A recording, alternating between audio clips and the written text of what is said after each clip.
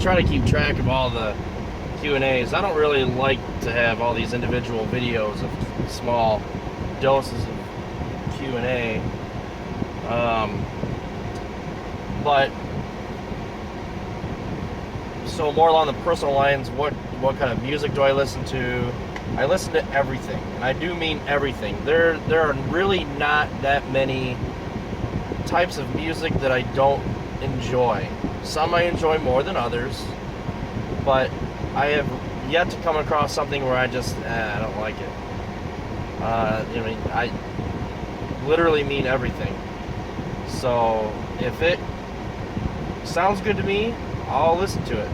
In high school, it was more about, rock and roll and things like that, but I've moved on. I still listen to rock and roll and stuff, but it's been more other stuff, classical and jazz and all sorts of different stuff. Whatever sounds good, that's what I listen to, at least in my opinion.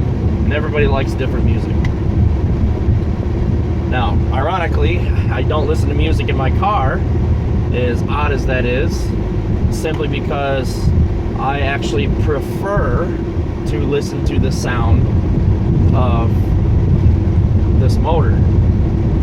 I know it sounds weird, but that's just me. We all have our own tastes, and I really like the sound of this motor, so I feel more connected to the car. I feel like I am enjoying the driving experience more when I'm able to hear that, because I can listen to music anywhere, at home, whatever, but I don't drive as much as I'm home, so to hear that sound of the V8, I really, really enjoy it. I never get tired of it.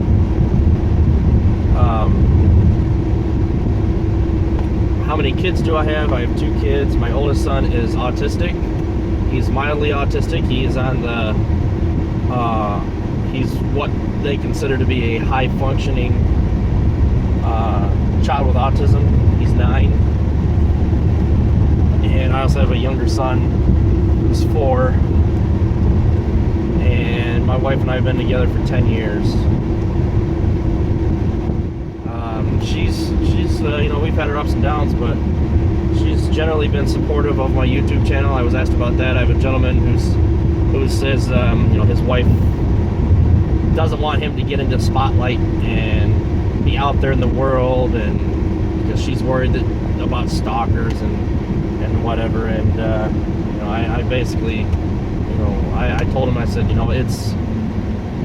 it's one of those things where you are at risk no matter what you do, and to deny yourself something that may be in the public eyes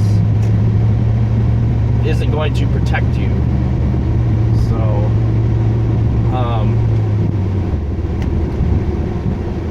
I don't give out any intimate details of my personal life, but indulging the information that I've got 2 kids and a wife isn't really, so what? There's a lot of families out there. It's nothing special. So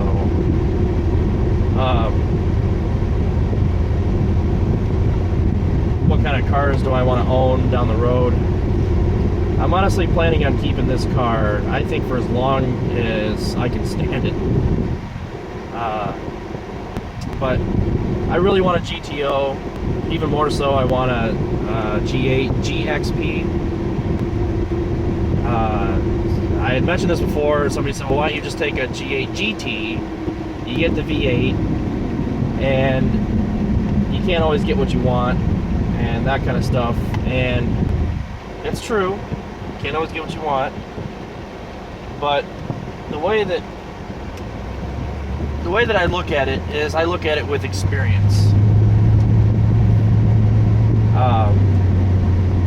My 04 Grand Prix was in no way top of the line for the 04 Plus Grand Prix. Had manual controls. If you go back and look at some of my videos from days before, about 2 years ago, there was a lot of things that it didn't have that the GXPs had.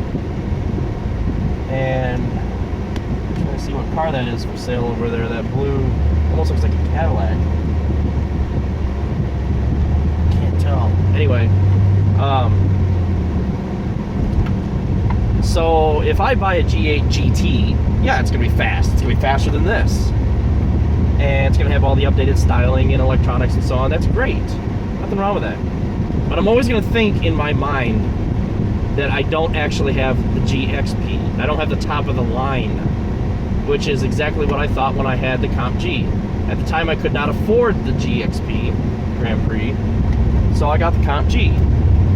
So I don't want to get myself into a situation where I get a G8 GT and feel to myself, I don't care what anybody else says, what I feel is an inferior G8 to me.